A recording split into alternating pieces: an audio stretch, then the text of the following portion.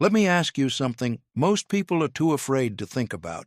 Why do some people walk into a room and immediately, without saying a single word, make everyone look up? Why do certain people get the promotion, the partnership, the deep friendships, and the loyal inner circle while someone equally smart, equally hardworking, and equally talented keeps getting overlooked? Why does one person's opinion shift the energy of an entire meeting, while another person says the exact same thing and gets ignored? Here's what nobody tells you. It has nothing to do with how smart you are. It has nothing to do with your title, your education, or how hard you've worked. The secret, the one hidden in plain sight, is this. People don't remember you for how impressive you are. They remember you for how impressive you made them feel. That's it. That's the whole game. And the moment you truly understand that, everything changes. Your career trajectory, your relationships, your influence, the opportunities that find you instead of the ones you desperately chase. But here's the brutal, uncomfortable truth that 99% of people refuse to accept. Most of us are walking through life emotionally blind. We are reacting instead of responding. We are performing instead of connecting. We are speaking instead of being heard. We are showing up physically while being completely absent emotionally. And we have absolutely no idea how much this is costing us every single day. Today, that changes. What you're about to learn isn't theory pulled from a textbook. This is a practical, proven system, the exact blueprint that separates the truly irresistible from the merely adequate. You're going to discover how to read people with the precision of a trained psychologist, influence others with the ethics of a trusted advisor, and build the kind of relationships that become the most powerful asset you will ever own. This is the art of social mastery, and it starts right now. The price of emotional blindness. What it's really costing you. Before we talk about how to become irresistible, we need to get brutally honest about what your current level of social and emotional intelligence is actually costing you. Not someday, right now, today. Let's start with your career. You may have been told that success belongs to the most qualified person in the room, that if you work harder, learn more, and get more certifications, the opportunities will naturally come to you. That's a lie. Research consistently shows that 90% of top performers across every industry share one common trait. And it isn't IQ. It's emotional intelligence. Studies show that people with average intellect but high emotional intelligence out-earn those with high intellect but low emotional intelligence by nearly $30,000 per year. Let that sink in. Your inability to read a room, manage your emotional reactions, and build genuine influence isn't just a personality quirk. It's a six-figure financial decision you're making every single year. And most people don't even realize they're making it. Think about the last time you saw someone less experienced get promoted over you, or the last time a deal fell through even though your offer was objectively better, or the last time you gave brilliant advice that nobody acted on. That wasn't bad luck. That was the emotional intelligence gap in action. I've worked with engineers who could solve any technical problem in minutes, but couldn't connect with their teams long enough to lead them. I've seen salespeople with encyclopedic product knowledge who still couldn't close because they were selling features instead of feelings. I've watched founders with genuinely revolutionary ideas collapse under investor scrutiny, not because their idea was flawed, but because they couldn't make the people across the table believe. The common thread in every one of those stories? An underestimation of human psychology. Now let's talk about something even more personal, your relationships. Every meaningful relationship in your life, romantic, professional, familial, runs on the same invisible fuel, emotional intelligence. When it's abundant, relationships feel effortless. People open up. Conflicts resolve quickly. Trust builds naturally. When it's absent, everything costs more energy than it should. You misread signals. You say the wrong thing at the worst moment. You escalate tension when you meant to diffuse it. You come across as cold or self-absorbed when the real problem is that nobody ever taught you to tune into the emotional frequency that every human being broadcasts 24 hours a day. Here's what emotional blindness looks like in practice. You miss the moment when a close friend starts pulling away because you couldn't catch the subtle shift in their energy. You have a conversation that felt fine to you, but left the other person feeling completely unseen. You push harder in an argument, armed with logic and facts, while the other person just needed to feel heard. You wonder why certain relationships feel exhausting, why certain colleagues seem to avoid you, why some of your most important conversations go sideways even when your intentions were good. The cost isn't just broken relationships, it's missed promotions, closed doors, opportunities that went to someone else not because they were better, but because they made people feel better. And the most painful part? You often don't even know it's happening, because emotional blindness, by definition, is invisible to the person experiencing it. But here's the part that changes everything. Emotional intelligence is not a personality trait. It is a skill. It is learnable, trainable, developable, at any age, at any stage of life. Every single component of emotional mastery, from self-awareness to empathy to social influence, can be systematically built through deliberate practice. The people who seem effortlessly charismatic, magnetically confident, and deeply connected to everyone they meet, they didn't win a genetic lottery. They learned a set of skills, consciously or through years of experience, that most people never even know exist. You're not going to take years to learn this. You're going to get the accelerated system. Over the next several chapters, you're going to learn how to decode human behavior like a behavioral scientist. You're going to discover how to regulate your emotional state under pressure the way elite performers do. You're going to master the specific mechanics of ethical influence, the kind that builds trust instead of breaking it.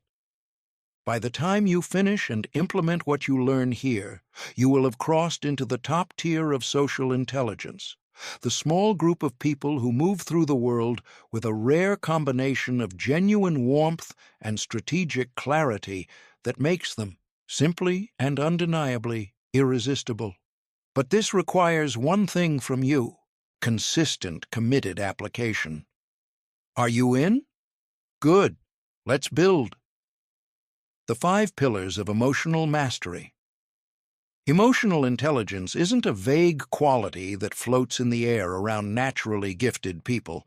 It is a specific, structured, learnable architecture, and it's built on 5 distinct pillars. Master all 5, and you will have more genuine influence than 99% of the people you'll ever meet. Ignore them, and no amount of talent or intelligence will fill the gap. Pillar 1. Self-awareness, the foundation of everything. Self-awareness is your ability to perceive your own emotional state with clarity and in real time. Most people have almost none. They feel anger but don't recognize it until they've already said something they regret. They experience anxiety but mislabel it as excitement. They're walking through their day in a fog of unprocessed emotion, reacting, defending, withdrawing, without any consciousness of what's actually driving their behavior. Self-awareness is the internal instrument panel that tells you exactly what's happening inside you, before it explodes outward. It means noticing when your breathing gets tight and your chest closes. That's your body telling you that you're moving toward threat mode. It means recognizing when you start speaking faster and louder. That's the signal that you're becoming defensive. It means catching the hollow drop in your stomach before a difficult conversation. and identifying it correctly as anticipatory anxiety rather than letting it derail you. But true self-awareness goes deeper than naming emotions. It's understanding your patterns, knowing that you consistently go cold when someone challenges your ideas, knowing that criticism, even constructive, well-intended criticism, triggers a defensive shutdown in you, knowing that you become controlling when you feel uncertain. These patterns don't make you broken. They make you human. But if you can't see them, you can't change them. Here's how to build self-awareness fast. Set alarms every 2 hours throughout your day. When one goes off, pause for 30 seconds. Ask yourself, what am I feeling right now? What's my energy level?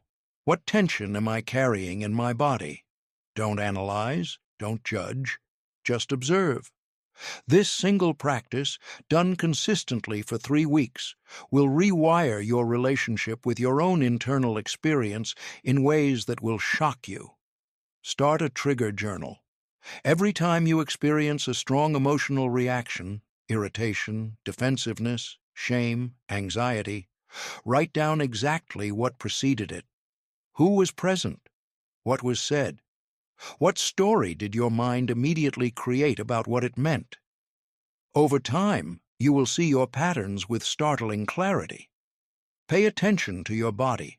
Emotions arrive in your nervous system before they surface in your awareness. Tight shoulders signal stress. A clenched jaw reveals suppressed anger. A constricted throat indicates unexpressed emotion. Your body is speaking to you constantly. Learning to listen to it is one of the highest leverage skills in this entire system. Pillar 2, self-regulation, the superpower. You can actually train. Self-regulation is the ability to choose your response to an emotion rather than being hijacked by it. Not suppression, not numbing, not pretending you don't feel what you feel. Choice. People with poor self-regulation are hostages to their own emotional states. When they're angry, they strike. When they're afraid, they flee. When they're overwhelmed, they shut down entirely. Their relationships, personal and professional, carry the unpredictable weight of someone who can't be counted on to stay steady when things get hard. People with strong self-regulation feel everything fully, and they respond from intention rather than impulse. They can be furious and still speak with precision. They can be terrified and still show up. They can be devastated and still maintain the dignity of the moment. The entire difference lives in one place, the pause between stimulus and response. That pause is where your freedom lives. Most people collapse it entirely. Emotionally intelligent people learn to expand it, even by just 3 seconds, and in that space, they find the power to choose who they want to be in that moment. The STOP protocol. When you feel a strong emotion rising, use this 4-step sequence. S. Stop what you're doing. T. Take a breath. Slow, deliberate, deep. O. Observe what you're feeling without judgment. P. Proceed with intention, not reaction. This takes less than 10 seconds. It can save relationships, careers, and reputations.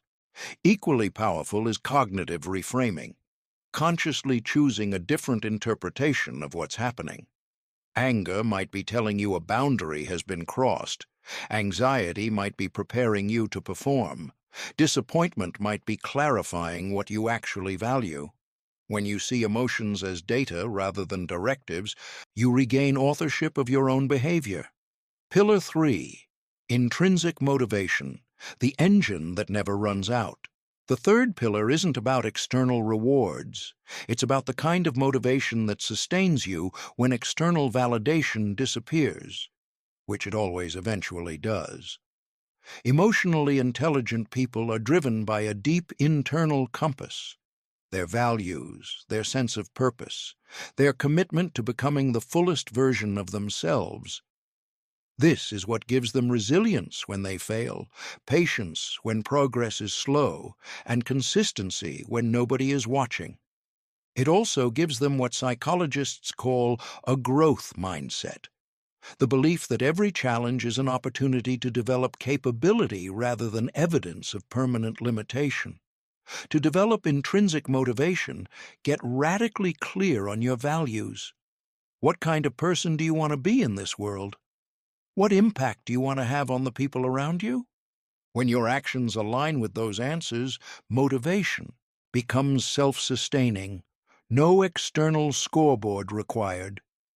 Pillar 4. Empathy, the bridge between all humans. Empathy is your ability to genuinely enter another person's emotional experience and understand what the world feels like from inside their reality, not yours. This is rarer than it sounds. Most people think they're empathetic. What they're actually doing is projecting, assuming others feel what they would feel in a similar situation. Real empathy requires temporarily setting aside your own emotional frame entirely. Truly empathetic people are emotional detectives. They notice the smile that doesn't reach someone's eyes. They catch the almost imperceptible shift in vocal tone that signals distress. They see the micro-expression of fear that flickers across a confident face before composure reasserts itself. And then, critically, they respond to what they actually observe, not to what they assume or what would be convenient. Sometimes empathy means offering comfort. Sometimes it means creating space. Sometimes it means asking the uncomfortable question nobody else will ask. The defining quality is this: you respond to what the other person needs, not what you think they should need. Pillar 5. Social skills, where everything comes together. Social skills are the application layer where all 4 previous pillars converge into real-world impact. This is where you build relationships that outlast transactions, where you navigate group dynamics without creating casualties, where you lead, influence, and connect with people across wildly different personalities, backgrounds, and emotional states. People with mastered social skills know when to speak and when to disappear into listening. They know when directness is a gift and when it's a weapon. They can be the most confident person in a room without ever making anyone feel small. They don't just have conversations, they create experiences that people walk away from feeling better, clearer, and more alive. These 5 pillars don't operate in isolation. They form a self-reinforcing architecture. Self-awareness creates the foundation for regulation. Regulation creates the spaciousness for empathy. Empathy powers your social skills, and intrinsic motivation drives you to develop all of them, continuously, deliberately, and without apology. This is the system. Now, let's go deeper. Reading people like a behavioral scientist. Here's a truth that will immediately change how you move through every social interaction you ever have again. All human behavior is communication. Every flicker of movement, every vocal shift, every involuntary gesture is broadcasting real-time data about someone's internal emotional state. Most people miss nearly all of it because they're too focused on what they're about to say or too locked into their own assumptions to actually see what's in front of them. The people who can read a room accurately, who can sense what someone is really feeling beneath the surface of what they're presenting, these people operate with an almost unfair advantage in every domain of life. They're not psychics. They're not manipulators. They are skilled, attentive observers who have learned to decode the universal language that every human being speaks unconsciously, constantly, and with remarkable consistency. Let's start with the face. The human face contains over 40 individual muscles. When these muscles fire in specific combinations, they create distinct emotional signatures that transcend culture, language, and background. These expressions are hardwired into our biology. the same in a boardroom in Chicago as they are in a marketplace in Mumbai. Genuine happiness doesn't just move the mouth, it activates the entire face. The corners of the eyes crinkle, the cheeks lift, the forehead softens. It's an expression that looks inhabited. Contrast this with a social smile, mouth moving, eyes unchanged, sometimes, slightly narrowed, and you begin to understand why some smiles feel warm and others feel like a door quietly closing. Fear widens the eyes and raises the brows, a biological holdover from our need to expand our field of vision when danger approaches. Anger draws the brow down and narrows the eyes, compresses the lips. Disgust wrinkles the nose and raises the upper lip. Sadness pulls down the corners of both eyes and mouth simultaneously. These are universal. They are also, in most social contexts, controlled, suppressed, masked, or redirected within fractions of a second. But here's the crucial insight. The suppression comes after the expression. For a brief window, sometimes as short as a 15th of a second, the genuine emotion leaks through before the person's conscious mind steps in to manage their presentation. These are called micro-expressions, and learning to catch them is one of the most powerful perceptual skills you will ever develop. Practice the facial, scan. Instead of general eye contact, expand your peripheral awareness to include the entire face, the area around the eyes, the tension or softness of the forehead, the set of the jaw, the position of the lips. You're not staring. You're receiving, taking in a stream of emotional information that was always available but previously invisible to you. Now let's talk about the body. If the face is the emotional headline, the body is the full story. Posture reveals confidence, energy, and degree of engagement with startling precision. An upright spine, open shoulders, and body orientation toward you signals presence and investment. Slumped shoulders, crossed arms, a body angled away. These signal discomfort, withdrawal, or psychological self-protection. But single postures are less meaningful than changes in posture. If someone begins a conversation open and relaxed, then gradually crosses their arms and shifts their weight back, you haven't just learned their body language. Preference. You've learned that something in the last 60 seconds created discomfort. The question is what? Watch the hands. When people feel nervous or exposed, their hands often become unusually still, clasped, pocketed, wrapped around a coffee cup or phone. When they're genuinely energized and engaged, their gestures become larger, more fluid, more expressive. Hands pulled toward the body signal psychological retreat. Hands extended outward signal confidence and openness. Notice what people do with their hands during silence and thought. Some touch their face reflexively when uncertain. Others tap, fidget, or make small, repetitive gestures. These patterns are individually consistent. Once you identify someone's thinking signature, you can accurately detect when they're processing something difficult, stalling for time, or genuinely uncertain about what you've said. The voice carries more truth than the words. When someone is anxious, their voice climbs in pitch, accelerates in tempo, and loses resonance. When they're genuinely confident, it drops, slows, and expands. When they're excited about something real, there's a natural variability.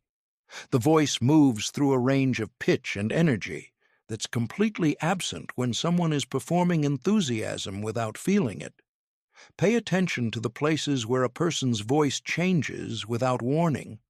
A topic that causes sudden vocal tension, constriction, slight strain, a change in pace, is a topic that's emotionally loaded. A topic that releases the voice into energy and animation is a topic that genuinely matters to them. Volume and speed both carry meaning. A lowered voice signals confidentiality or intimacy. A raised voice signals emphasis or the early edge of frustration. Rapid speech indicates urgency, anxiety, or the feeling that there's not enough time to say what needs to be said. Slow, deliberate speech indicates careful thought, or sometimes the kind of condescension that takes its time. Here is the most important rule of reading people. You must calibrate to the individual, not to a universal standard. Some people are naturally animated, others are naturally reserved. Some speak quickly as their default mode. Others are naturally slow and deliberate. The meaningful information isn't in anyone's baseline behavior. It's in the deviation from their personal baseline. A naturally reserved person crossing their arms means nothing. That same person who normally leans forward and maintains open posture suddenly crossing their arms, that's data worth your attention. Context is the other critical variable. The same behavior can mean completely different things depending on the surrounding circumstances. Crossed arms in a heated discussion may signal defensiveness. Crossed arms in a conference room in February probably just means the air conditioning is aggressive. Avoiding eye contact might indicate deception in one culture and deep respect in another. This is why the most emotionally intelligent communicators are askers, not assumers. When you notice a shift in someone's body language, instead of immediately generating a story about what it means, try this. How are you feeling about everything we've talked about so far? This creates a natural opening for them to clarify their internal state. And it makes you feel less like someone analyzing them and more like someone genuinely interested in their experience, because that's exactly what you are. Emotional regulation under pressure. Performing at your best when everything is on the line. The single most revealing test of emotional intelligence isn't how you behave when things are easy. It's how you behave when everything is on the line. High-stakes negotiations, difficult feedback conversations, the moment someone publicly challenges you, the meeting where your proposal gets torn apart, the relationship where old wounds are suddenly reopened. In these moments, the ones that actually define your trajectory, most people become demonstrably worse at everything that matters. They think less clearly. They communicate less effectively. They make decisions they'll spend months regretting. A smaller group of people does the opposite. They get sharper under pressure, more focused, more precise, more present. They're the ones who build reputations as steady, reliable, worth following when things get difficult. The difference between these two groups isn't talent, intelligence, or experience. It is emotional regulation, systematically developed, deliberately practiced. Let's start with the early warning system. Every person has a unique set of physical and psychological signals that precede full emotional reactivity. These signals appear before you've fully lost composure, and that's precisely when they're useful. Once you're in reactive mode, regulation becomes exponentially harder. But when you catch the signals early, you can intervene before the emotional wave crests. What are your signals? Maybe it's a sudden tightening in your chest. Maybe your jaw clenches. Maybe your thoughts begin to race and fragment. Maybe you notice yourself starting to speak faster, louder, more staccato. Maybe there's a hot flush of heat across your face or neck. These early warning signals are your invitation to choose. The physiological reset. When you notice these signals, deploy this sequence immediately. Inhale through your nose for 4 counts. Hold for 4 counts. Exhale through your mouth for 6 counts. Repeat 3 to 5 times. The longer exhale activates your parasympathetic nervous system, the biological counterweight to the fight-or-flight response, and signals your brain that the threat isn't what it appeared to be. Your cortisol begins to drop. Your prefrontal cortex comes back online. You regain access to your higher judgment. Follow this with a deliberate body scan. Starting at your forehead, consciously release the tension you're holding in your facial muscles, jaw, neck, shoulders, chest, and abdomen. Physical tension doesn't just accompany strong emotion, it amplifies it. Releasing it interrupts the feedback loop. Then ground yourself in the present moment. Notice 5 things you can see. 4 sounds in your environment, 3 physical sensations. This interrupts the story your mind is generating about the situation, the catastrophizing, the replaying, the escalating narrative, and returns your awareness to actual reality. This entire sequence takes under 90 seconds. It can change the outcome of conversations that have $10,000, $100,000, or entire relationships riding on them. Cognitive reframing. The high-performance tool. Beyond the physiological reset lies a more sophisticated skill, consciously choosing how to interpret what's happening rather than accepting your initial emotional reaction as objective truth. Your emotional response to any situation isn't a direct reading of reality. It's a reading of the meaning you've assigned to reality. And that meaning is always, always negotiable. Someone critiques your work in front of your team.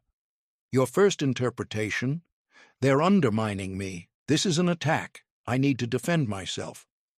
But what other interpretations are available? They may be doing their job rigorously. They might be applying the same standards to everyone. They could be having a terrible day that has nothing to do with you. They might actually be offering you a faster path to improvement than months of trial and error. None of these reframes require you to pretend the criticism didn't happen. They simply return your sense of choice. And choice is everything. The most regulated performers develop the habit of asking themselves one question before responding to any emotionally charged situation. What's another interpretation of this that would serve me better right now? Emotional granularity. The advanced edge. Here's where most people never go, which is exactly why it's worth going there. Most people describe their emotional states with the precision of a blunt instrument: good, bad, stressed, fine, upset. Emotionally intelligent people have developed a high-resolution vocabulary for their internal landscape. And this isn't just linguistic sophistication. It's a functional advantage. There is a significant difference between feeling disappointed and feeling betrayed. Disappointment calls for adjusting an expectation. Betrayal calls for reassessing a relationship.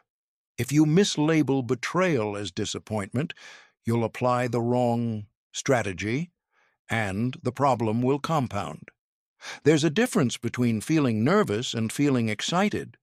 Both create nearly identical physiological states: elevated heart rate, heightened arousal, increased energy. Nervous calls for preparation and support. Excited calls for channeled performance. The label you choose will determine which neurological pathway you activate. The more precisely you can identify and name what you're feeling, the more precisely you can respond to it, and the more effective every subsequent social interaction becomes. This is emotional mastery at its highest level, and very few people ever develop it, which means the ones who do carry an advantage that looks, to everyone else, like an almost mysterious ability to always say the right thing at the right time. It's not mysterious. It's trained. Building unshakable confidence. From the inside out. Here's the most dangerous myth about confidence: that it's something you either have or you don't. That some people were simply born with the social ease, the magnetic presence, the unshakable certainty that makes rooms tilt toward them. And the rest of us are left to compensate with performance and pretense. This myth keeps millions of people stuck in the exhausting cycle of trying to look confident while feeling the opposite inside. And the terrible irony is that the performance of confidence, the faking, the overcompensating, the verbal bravado, actually makes you less attractive, less trustworthy, and less connected. Real confidence isn't a performance, it's a byproduct. It's the natural result of developing genuine competence. Not in every area of life, but specifically in the mechanics of human connection. When you know how to navigate social situations with skill and intention, the confidence follows automatically. You don't have to force it, you don't have to fake it. It simply becomes the appropriate emotional response to being genuinely good at something. So let's talk about what that competence actually looks like. Authentic self-presentation. Know who you are before you enter any room. The foundation of social confidence is a clear, stable sense of your own identity, your values, your perspectives, your strengths, the specific quality of attention and presence that only you bring to an interaction. Most people have almost no idea who they actually are beneath the roles they play and the masks they've learned to wear for different audiences. They've spent so much energy adapting to everyone else's expectations that they've never developed the bedrock identity that makes consistent, authentic self-presentation possible. Here's what that bedrock looks like in practice. You know what you genuinely believe, even when those beliefs aren't popular.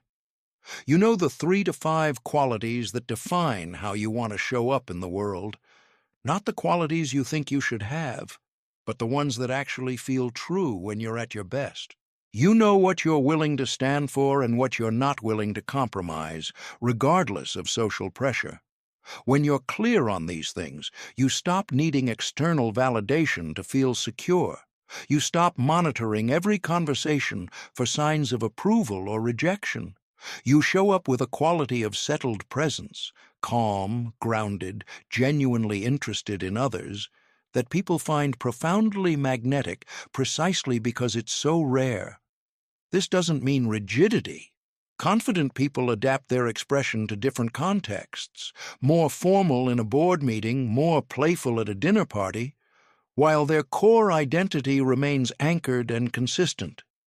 You know who you are, whether you're wearing a suit or jeans. That continuity is what others feel as trustworthiness. Conversational competence, the engine of connection. Most people are terrible at conversations, not because they're not interesting, but because nobody ever taught them the specific mechanics of what makes a conversation land. The default conversational pattern for most people looks like this: exchange pleasantries, share parallel monologues, say goodbye. Two people essentially talking at each other with brief pauses between their respective performances. Genuine conversational competence looks completely different. It begins with questions, not safe, generic questions that invite safe, generic answers. Real questions. Questions that open doors rather than check boxes. Instead of, "How's work?" which invites nothing, try, "What's something you've been working on lately that's actually excited you?" Instead of, "Did you have a good weekend?" which invites a one-word answer. Try, "What was the best part of your weekend?" These questions signal something that generic questions don't, that you're genuinely curious about this particular person's experience. And in a world where most people are waiting for their turn to speak rather than actually listening, genuine curiosity is one of the most powerfully attractive qualities a human being can possess. From there, the skill is building, not pivoting to your own experience, not responding with your agenda, but following the thread of what someone has just shared deeper into their world. If someone tells you that last week was challenging, don't offer advice. Ask them what made it challenging. Ask what they did with it. Ask what they learned about themselves. You're not interrogating. You're exploring. And people who feel genuinely explored, not evaluated, not advised, but actually seen, form powerful, lasting attachments to the person who created that experience. The principle of disclosure reciprocity is equally important. When you share about yourself, match the depth and emotional weight of what the other person has offered. If they've been vulnerable, you can be vulnerable. if they're keeping it professional and light, match that register. This creates the sense of mutual exchange that distinguishes real connection from a one-sided emotional transaction. Managing social anxiety in real time. Even the most socially skilled people in the world experience social anxiety. The difference isn't the absence of the feeling, it's what they do with it. The single most effective technique for dissolving social anxiety in real time is called externalization of focus. Most social anxiety is fundamentally self-directed. What do I look like? Am I saying the right things? Are they judging me? This inward spiral consumes your attention and, crucially, makes you far less interesting and engaging to be around because people sense immediately when someone is performing for them rather than genuinely present with them. The antidote is radical, genuine curiosity about the other person, not performed interest, real interest. What's happening in their world? What do they care about? What have they figured out that most people haven't? What are they wrestling with right now? When your attention shifts entirely outward, the self-monitoring loop short-circuits. You can't be anxious about how you're coming across when you're genuinely absorbed in someone else's experience. And the byproduct, the unexpected gift, is that you become substantially more engaging, more warm, more irresistible. Another reframe that transforms social interactions. Shift from performance mode to contribution mode. Stop asking, what will I get from this interaction? Approval, a connection, a deal, an impression. Start asking, what can I bring to this interaction? Genuine presence, useful perspective, a question nobody else will ask. The particular quality of attention that makes this person feel, for just a few minutes, truly seen. This reframe converts the social interaction from a test where you might fail into a service where you can contribute. And that shift, from scarcity to abundance, from self-protection to generosity, is one of the most profound social transformations available to any human being. Physical presence. The 7 seconds before you speak, research consistently shows that people form lasting first impressions within seconds of seeing someone, long before that person has said a word. What's being read in those seconds isn't your credentials, your intelligence, or your personality. It's your physical presence, your posture, your movement, the way you occupy space. Confident physical presence isn't aggressive or dominating, it's settled. It communicates that you belong in whatever space you've entered, that you're not asking permission to be there, and you're not apologetic for taking up space. It's relaxed alertness, fully engaged, quietly sure of yourself, open to whatever comes next. Stand tall with your shoulders back, not rigidly, but naturally lifted. Breathe from your diaphragm, not your chest. Make eye contact with the warmth of someone who's genuinely glad to be here, not the intensity of someone trying to prove a point. When you speak, let your voice take its full natural resonance. Resist the urge to shrink it, rush it, or apologize with it.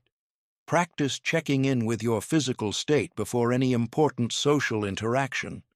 Is your jaw clenched? Relax it. Are your shoulders hunched toward your ears? Drop them deliberately. Is your breathing shallow and fast? Slow it down with intention. Your body shapes your emotional state as much as your emotional state shapes your body. When you occupy confident physical space, you begin to generate the genuine internal experience that matches it. And that authentic confidence is what others feel and respond to. Social leadership, the highest form of social confidence. The most advanced level of social confidence isn't about how comfortable you feel in a room. It's about taking responsibility for the quality of the room itself. Social leaders don't sit back and hope conversations go well. They actively create the conditions in which great conversations happen. They ask the question that opens the room up. They make the introduction that connects two people who didn't know they needed each other. They shift the energy of a stagnant conversation by introducing genuine curiosity, a reframe, or a well-timed change of direction. When you develop social leadership, awkward silences stop being a problem because you have the skills to transform them into something interesting. You stop dreading parties, meetings, or networking events because you're no longer hoping they'll go well. You're making them go well.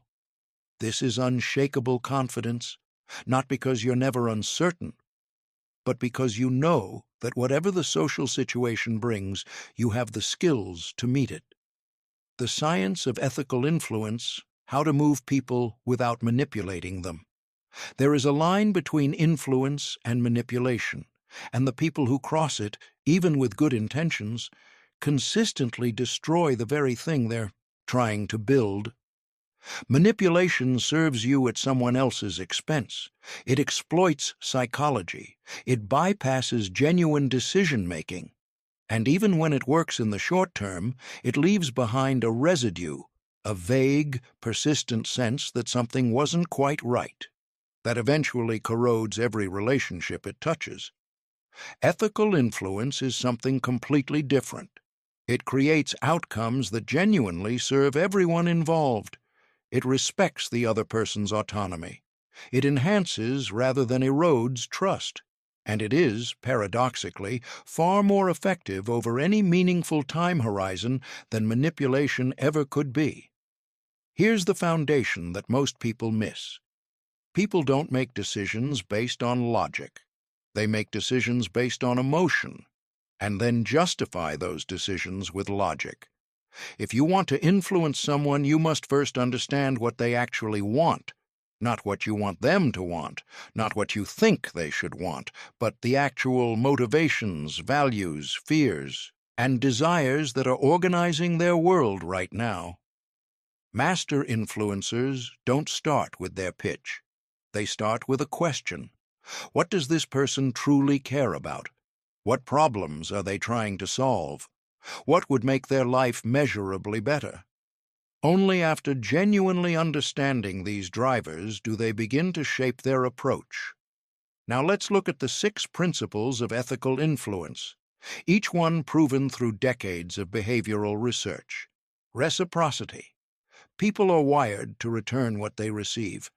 But the crude version, give a small gift, immediately ask for a large favor, is transparent and off-putting. The ethical version is simpler and more powerful. Be genuinely, consistently valuable to others before you ever need anything in return. Share insights, make introductions, offer support during difficulty, build a reserve of real goodwill. And when you eventually need to draw on it, the relationship will be strong enough to support the weight. Commitment and consistency. People have a deep need to act in alignment with their stated values and prior commitments. If someone has told you they value innovation, they're far more likely to support an innovative proposal. If someone has publicly committed to a goal, they're far more likely to follow through. Skilled influencers create this alignment by asking people to articulate their values. How important is professional growth to you? When people speak their values out loud, they become more invested in acting consistently with them. Social proof. We look to others, especially others we identify with or admire, when we're uncertain about our own choices. The most effective social proof isn't vague statistics. It's specific, relevant stories about real people who faced similar challenges and achieved outcomes the other person genuinely wants. The more closely the example mirrors their situation, the more powerfully it lands. Authority. We're influenced by demonstrated expertise and credibility. But authority isn't built through self-promotion. It's built through consistently delivering accurate, valuable insights that others couldn't access on their own. You build authority by being right about things that matter to the people you want to influence. And, paradoxically, Acknowledging the limits of your expertise, saying, "I don't know enough about that to advise you, but here's someone who does," builds more authority than pretending omniscience ever could. Liking. People are more easily influenced by people they genuinely like.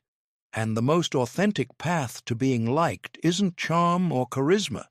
It's genuine interest in the other person. Find real common ground.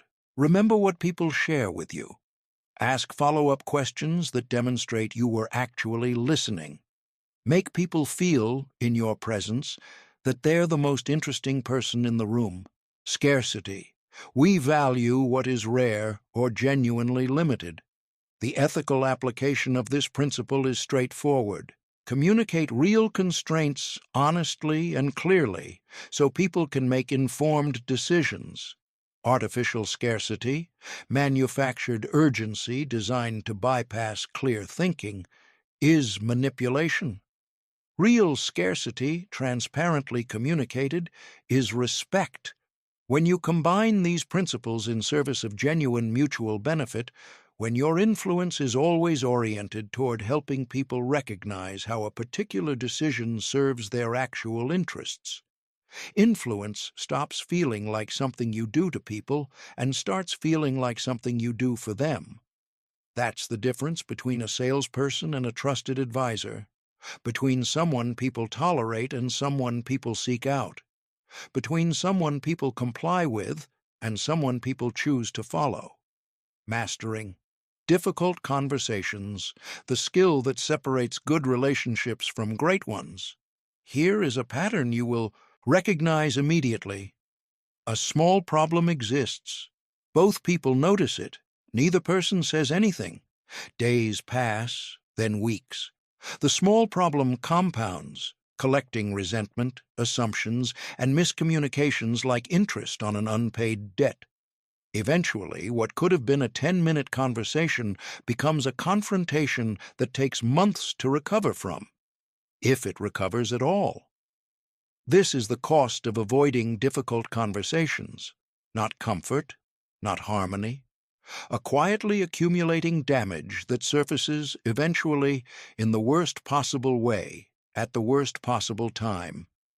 The people who master difficult conversations don't just preserve their relationships, they strengthen them because they demonstrate through their willingness to engage honestly and with care that the relationship is worth the temporary discomfort of truth. This skill is rare. That rarity makes it extraordinarily valuable, and it is completely learnable. The first mistake, and why you're making it most. People approach difficult conversations with the wrong objective. They prepare to win, to prove their point, deliver their evidence, and emerge from the conversation with their position intact. Difficult conversations are not debates. They are not courtrooms. They are not opportunities to finally be heard by someone who has been frustratingly unreasonable. They are problems to be solved together. The moment you enter a difficult conversation intent on winning, you've already lost, because the other person can feel your combative energy before you've said a single word, and they will match it. Defense activates defense. Attack activates counterattack. Before you begin any difficult conversation, get surgically clear on one thing. What outcome do I actually want? Not what do I want to say? Not what do I want them to understand? What outcome, what change in the relationship, the situation, or the behavior do I genuinely want to create? When you're clear on the outcome, you can guide the conversation toward it intelligently, rather than being dragged wherever emotion takes it. The peace protocol, a framework that actually works here, is the system that consistently produces productive outcomes in even the most emotionally charged conversations. P. Prepare, not your arguments, your empathy. Before the conversation, invest genuine time imagining the other person's perspective. What pressures are they under that you might not fully see? What concerns might this conversation trigger for them? what would make them feel threatened, and what would make them feel safe enough to engage honestly. Prepare your emotional state as well. If you're entering a conversation while still in reactive mode, you will create the very outcome you're trying to avoid. Engage with empathy first. Begin the conversation by establishing safety before establishing substance. Choose an environment where the person feels comfortable and where interruption is unlikely. Lead with your intention, not your concerns, instead of, "We need to talk about the deadline you missed," which immediately activates defensiveness. Try, "I want to talk with you because I value how we work together, and I want to make sure we're set up for success going forward." This creates an entirely different emotional context, one where collaboration becomes possible. Acknowledge emotions. This is the most consistently skipped step, and it's where most difficult conversations derail. When someone is emotionally activated, their capacity for rational problem-solving drops dramatically. You cannot make progress on the practical problem until you address the emotional undercurrent. Acknowledge what you observe, without judgment, without correction, without immediately pivoting to your solution. "I can see this is frustrating for you, and I understand why." Or, "I imagine hearing this isn't easy, and I want you to know I recognize that." When people feel that their emotional experience has been seen and respected, not argued with, not minimized, not fixed, something remarkable happens. The defensive posture softens, the rigid position loosens, real conversation becomes possible. Also, listen for the emotion beneath the words. When someone says, "I can't believe this is happening again," they're not making a factual complaint. They're expressing exhaustion, maybe helplessness. When someone says, "I just don't have time for this," they might actually be communicating that they feel overwhelmed and undervalued. Respond to the emotional need underneath the surface statement, and you'll find doors opening that logic alone can never unlock. Collaborate on solutions. Now that emotional safety has been established, move toward problem solving, but with genuine openness to solutions you haven't already decided on. If you've come in knowing exactly what the other person needs to do differently, you're not collaborating. You're issuing instructions with extra steps. Ask open questions that position you both as partners.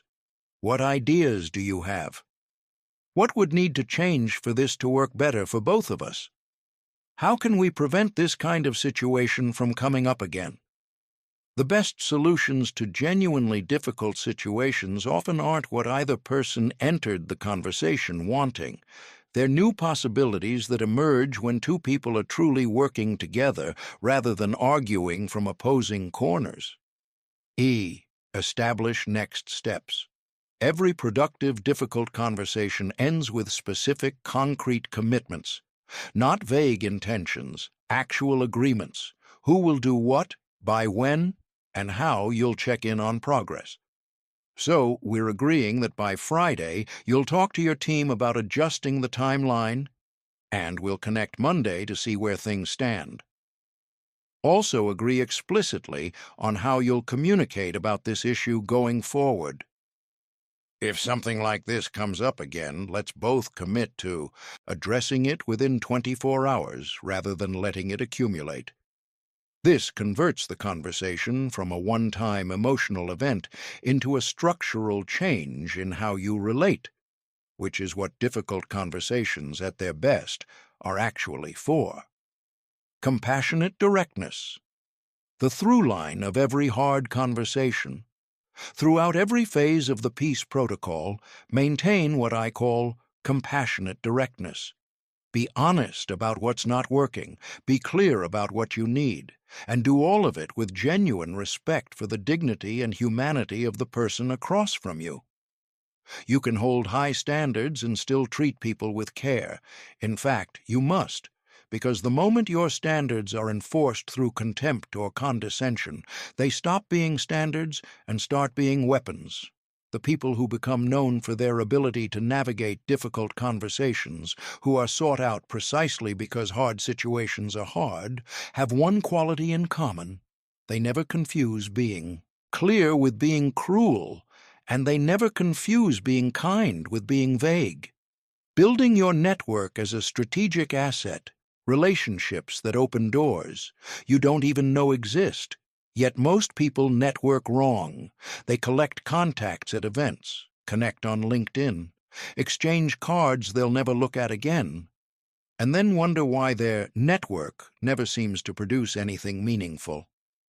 The problem isn't the size of your network, it's the quality of the relationships in it. And the quality of a relationship is determined entirely by the depth of the genuine value exchanged within it.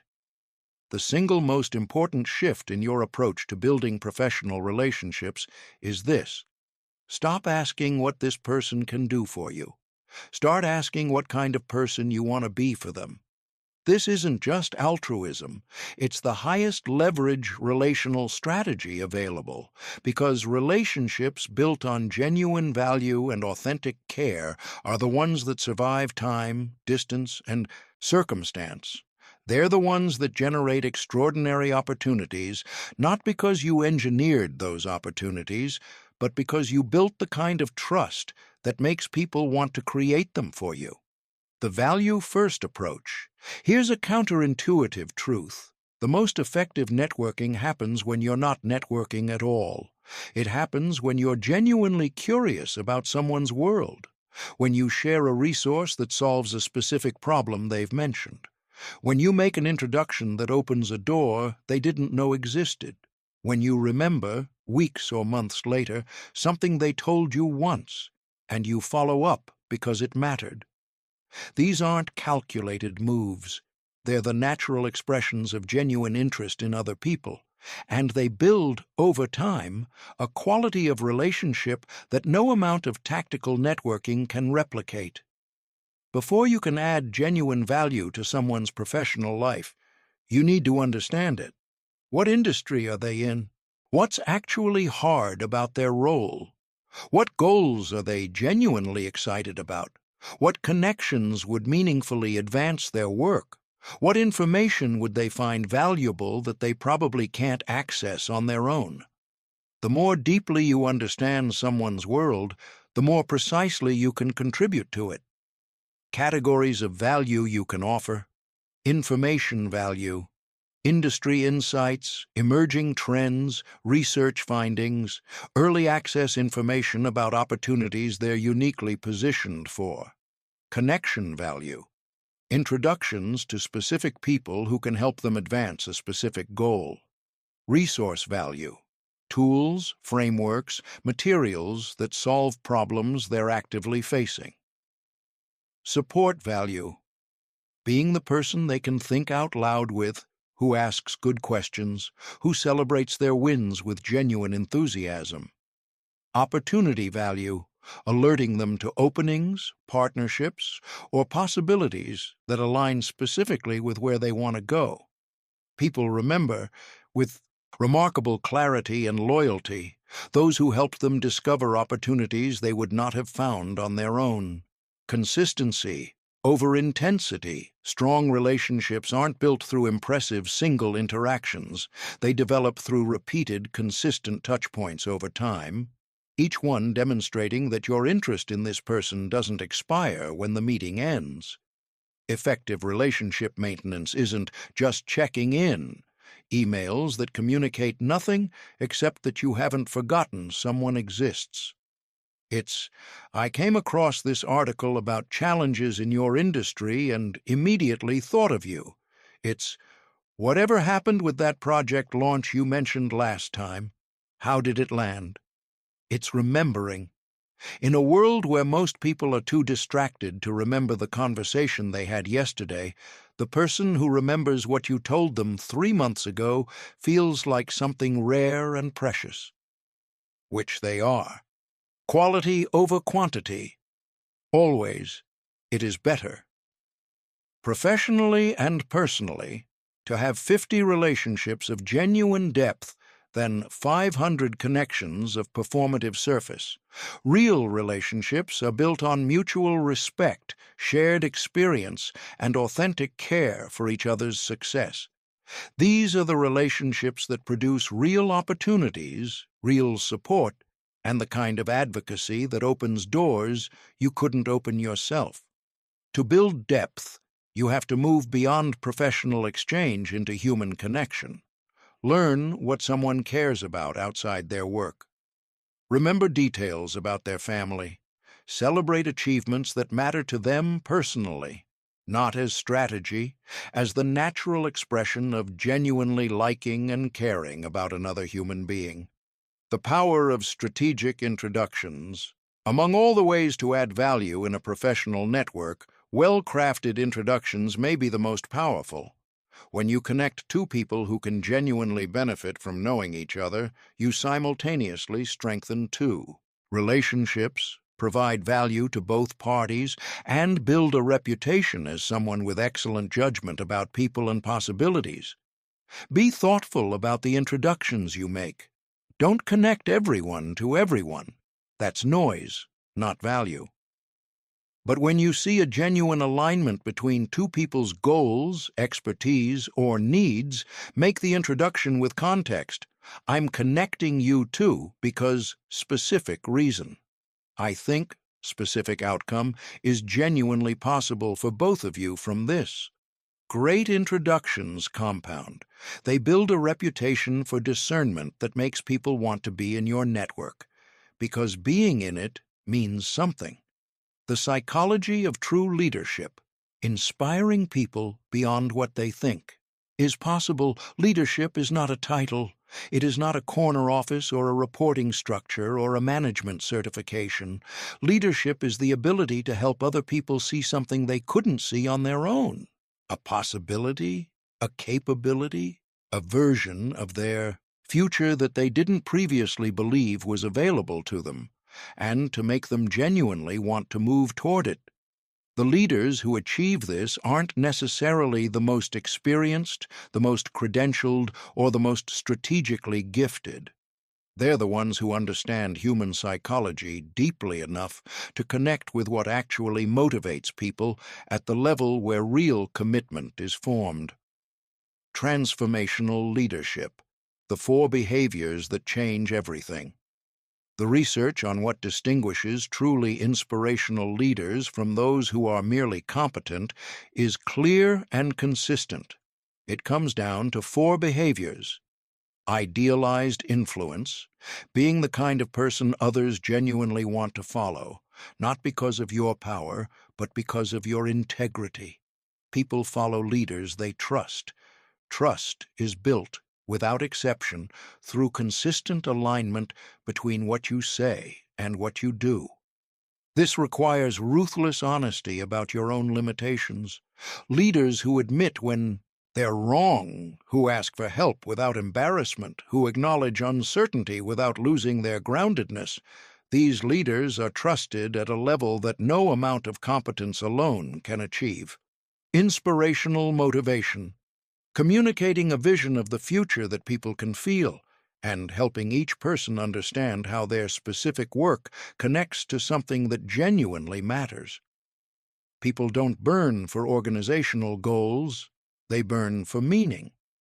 Your job as a leader is to help them find that meaning in the work they're already doing, and then to go further. Invite them to help shape the vision. When people co-create the direction, they become emotionally invested in the destination. Intellectual stimulation, creating an environment where people are actively encouraged to question assumptions, propose unconventional approaches, and think beyond what's already been tried. Most leaders unconsciously discourage this because it feels like disorder. The best leaders understand that breakthrough results are only available to teams that engage in breakthrough thinking. And breakthrough thinking requires psychological safety to challenge, including the right to challenge the leader. Individualized consideration, treating each person as the specific individual they actually are, with their specific strengths, development needs, and motivational drivers. Some people need clear structure and frequent feedback. Others need autonomy and trust. Some light up with public recognition. Others prefer private acknowledgement and quiet respect for their work. Exceptional leaders study their people, not as roles to be managed, but as humans to be understood, and adapt their leadership accordingly. Leading without authority. In today's world, the most important leadership doesn't happen through hierarchy. It happens through influence, the daily choice others make to trust your judgment, follow your direction, and invest their discretionary effort in shared goals. This kind of influence is earned through demonstrated expertise, genuine care for others' success, and the particular quality of presence that makes people feel more capable and more seen in your company. It's called servant leadership, not as a softened euphemism for passivity, but as a genuine orientation. How can I help you succeed? Asked with complete authenticity and backed by consistent action. Leaders who orient this way don't just achieve results. They develop capabilities in others that outlast any project or season, creating a legacy that extends far beyond what any individual contributor could produce alone. Recognizing and defending against emotional manipulation. Here is something your expanding emotional intelligence will eventually make unavoidably clear. Not everyone in your life is operating with your best interests at heart. Some people, consciously, sometimes unconsciously, use emotional tactics to control your decisions, manage your behavior, and extract from you whatever serves their agenda. As your empathy and emotional sensitivity develop, you may actually become more vulnerable to this, not less, unless you also develop the skill of recognizing it. Understanding manipulation doesn't make you cynical. It makes you safe enough to stay open. When you can detect manipulation clearly, you no longer need to armor yourself against everyone. You can remain genuinely warm, genuinely trusting, and still protect what matters. Guilt-based manipulation. The most common manipulation tactic operates through guilt. The manipulator creates the impression that you are responsible for their emotional state, and then leverages that manufactured responsibility to direct your behavior. After everything I've done for you. If you really cared about me, you would. I guess I'm just not a priority for you. The defining feature of guilt manipulation is that it frames your failure to anticipate someone else's needs as a moral failing. Healthy people ask for what they need directly. Manipulators make you feel defective for not having already provided it without being asked. The defense is clear. You are not responsible for managing another person's emotional state. You can genuinely care about someone without being responsible for engineering their feelings. When you feel guilt arising, pause and ask, is this person expressing a legitimate need, or are they attempting to control my behavior through shame? There's an enormous difference, a powerful response that maintains boundaries without cruelty. I understand you're disappointed, and I care about you. Here's what I'm able to do in this situation. You validate their emotion without accepting the premise that you caused it or are obligated to fix it. Fear-based manipulation. Fear manipulation creates anxiety to drive compliance. The manipulator introduces artificial urgency, threatens consequences for inaction, or generates uncertainty about your standing, value, or security. You need to decide right now. If you don't do this, I don't know what happens to us. Everyone else is already on board.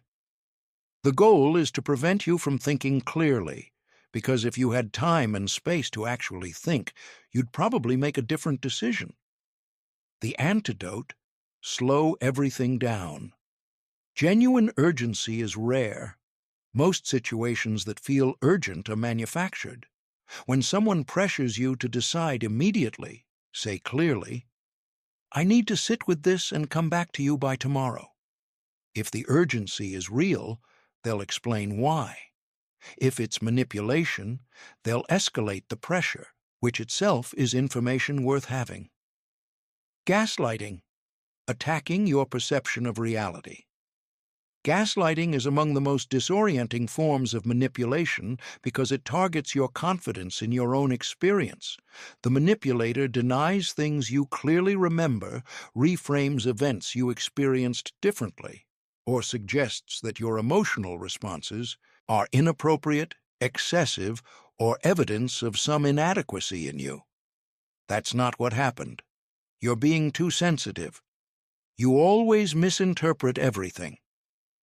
Over time, repeated gaslighting can erode your trust in your own perceptions, which is precisely its purpose.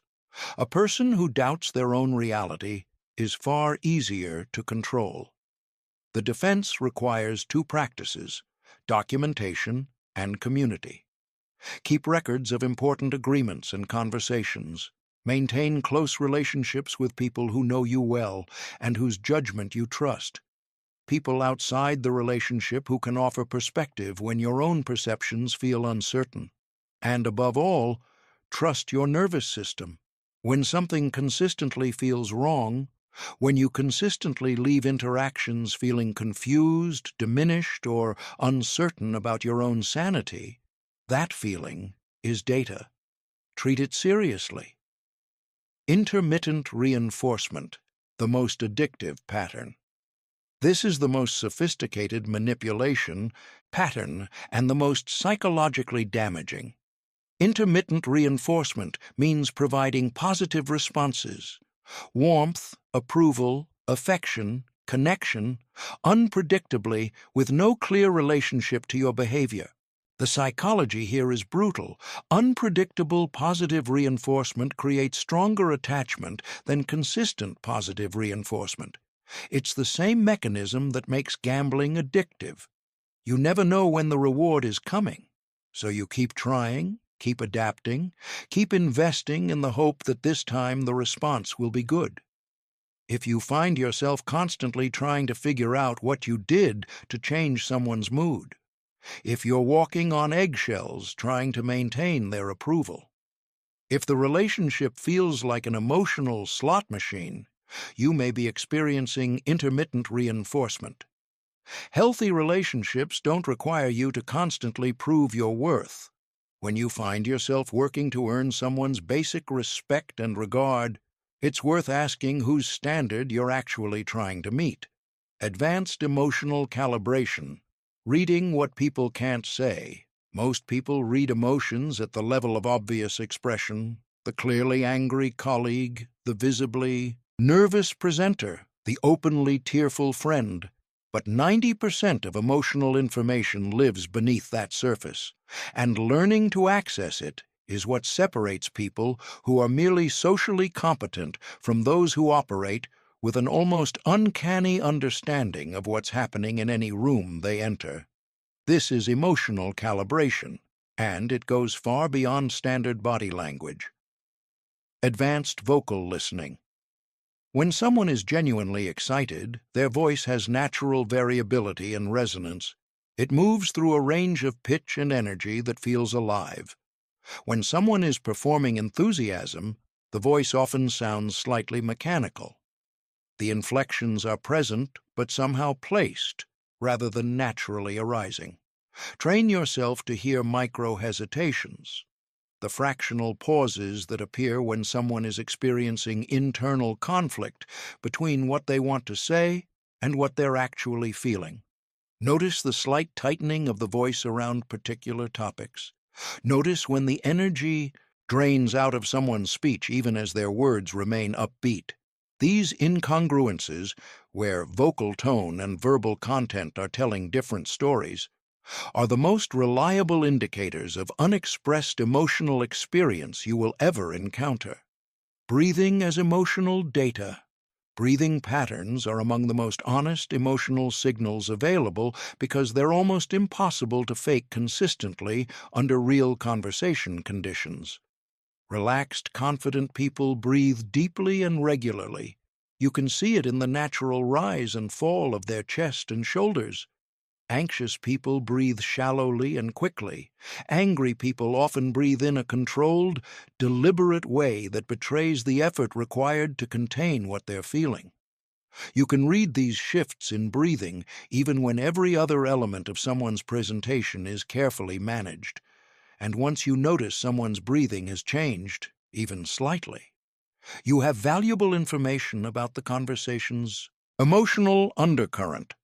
Energy calibration, the room-level skill.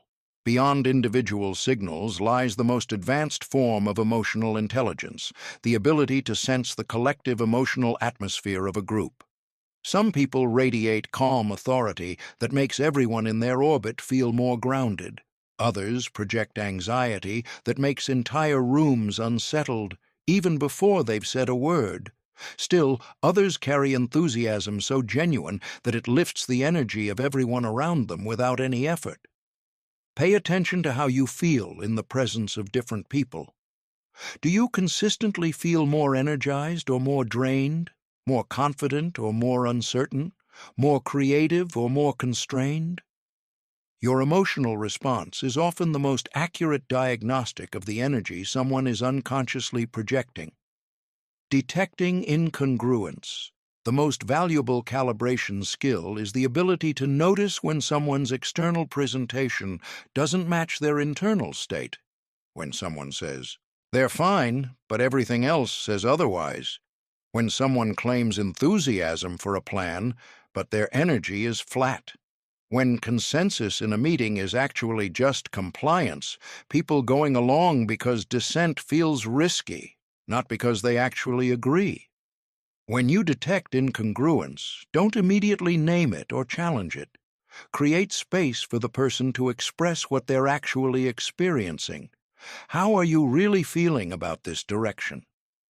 Is there anything we haven't talked about that might be worth putting on the table? These questions give people permission to say what they haven't been able to say, which is often the most important thing in the conversation. Building unbreakable. Emotional resilience. Resilience is not the absence of getting knocked down. It's the specific set of skills that determines how quickly you get back up, and whether you emerge from the experience with more capacity than you had before. The most resilient people aren't the ones who've had the easiest lives. They're the ones who've developed what I call anti-fragility, the ability to not just recover from adversity, but to be genuinely strengthened by it. This is a trainable skill. Here's how to build it. The observer self. Deep resilience begins with the development of what psychologists call the observer self, the part of your consciousness that can watch your emotional experience without being completely consumed by it. When you're in pain, the observer self notices, "I'm in pain right now." When you're afraid, it observes, "I'm experiencing fear," not suppressing, not catastrophizing, simply witnessing, with clarity and without judgment. This capacity creates a crucial space between what you feel and what you do with what you feel. It allows you to be in a difficult emotional experience without being defined by it, which is the foundation of every form of psychological resilience. Develop it through daily mindfulness, brief, deliberate moments throughout the day where you simply notice your emotional state with curiosity rather than agenda. Over weeks and months, this practice rewires your relationship with difficulty itself. Stress inoculation, building the muscle resilience, like physical strength, is built through progressive challenge. People who carefully avoid all discomfort tend to find themselves overwhelmed by even moderate adversity because they've never built the capacity to handle it. Deliberately take on challenges that stretch you beyond comfort without overwhelming you completely. Have the difficult conversation you've been avoiding. Take on the project that requires skills you haven't fully developed. Put yourself in situations that require you to navigate uncertainty and ambiguity, and then notice afterward that you survived. Each successful navigation of moderate difficulty expands your confidence and capacity for handling greater challenges. This isn't about suffering, it's about intentional, progressive growth. Purpose as resilience anchor. When people have a clear sense of why their efforts matter, a purpose that extends beyond immediate circumstances, they can endure extraordinary difficulty without losing their groundedness. Your purpose doesn't have to be grand. It simply has to be genuinely yours. Maybe it's building something that lasts. Maybe it's raising people who contribute positively to the world.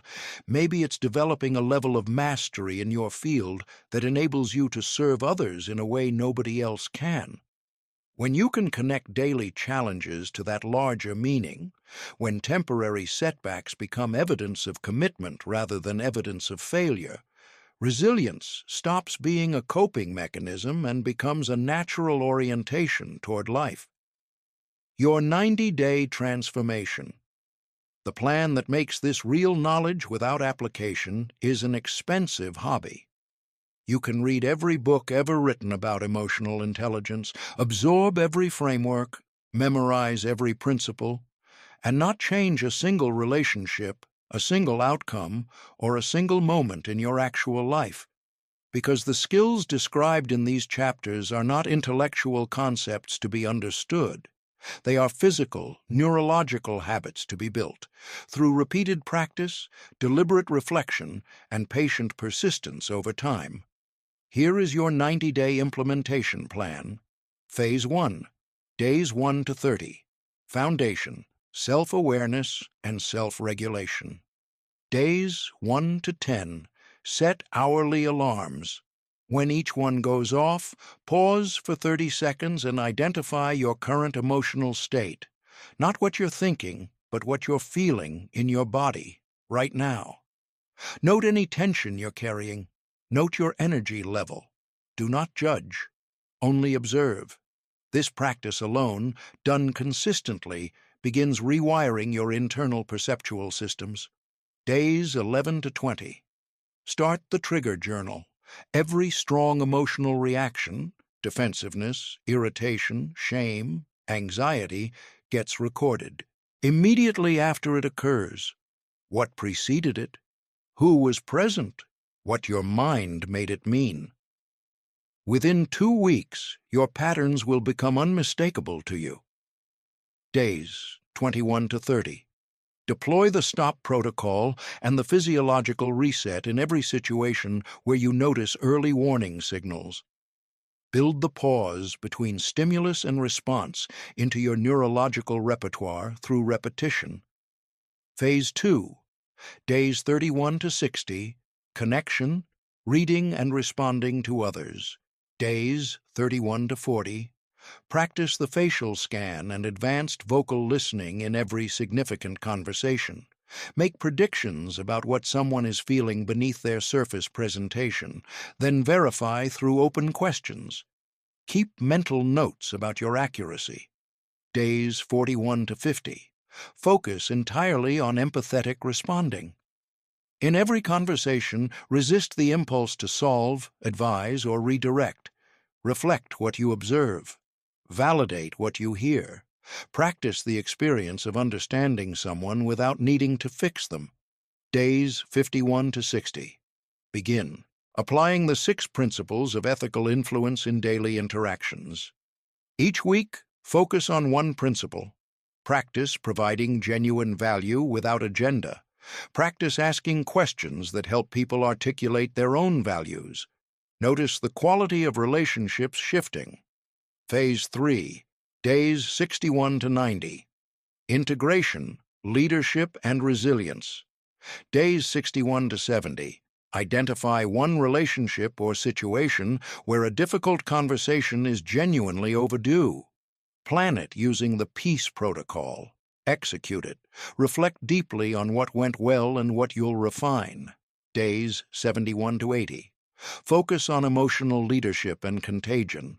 Consciously set the emotional tone in group settings. Practice generating authentic, positive emotional states and spreading them through your presence, your stories, your engagement.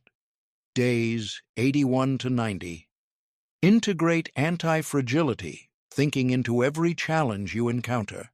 Deploy the observer self in moments of difficulty.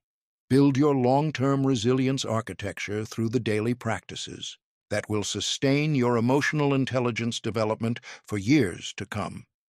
3 daily practices. Every day, all 90 days, every morning, 10 minutes.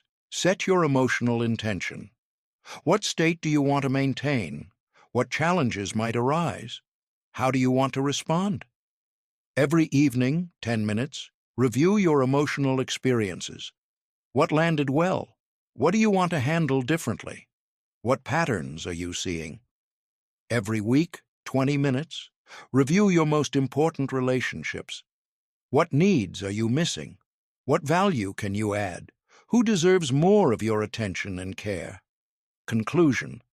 The person you're becoming. Here is the truth that anchors everything in these pages. People will not remember most of what you say to them. They will not remember most of what you do. But they will remember, with extraordinary fidelity and for the rest of their lives, exactly how you made them feel. The social mastery described in this book isn't about becoming more impressive. It isn't about acquiring better tactics or sharper persuasion techniques. It's about becoming the kind of person who walks into a room and makes everyone in it feel more capable, more seen, more alive. That is the art of irresistible presence. Not perfection, not performance, not power over others, but the rare, extraordinary power to help others feel their own power more fully in your company. You now have the system. You have the framework. You have the 90-day blueprint. The only question that remains is whether you'll apply it with the consistency and commitment that real transformation requires. The answer to that question will determine more about the quality of your career, your relationships, and your life than any other single decision you make this year. Start today, not tomorrow, today.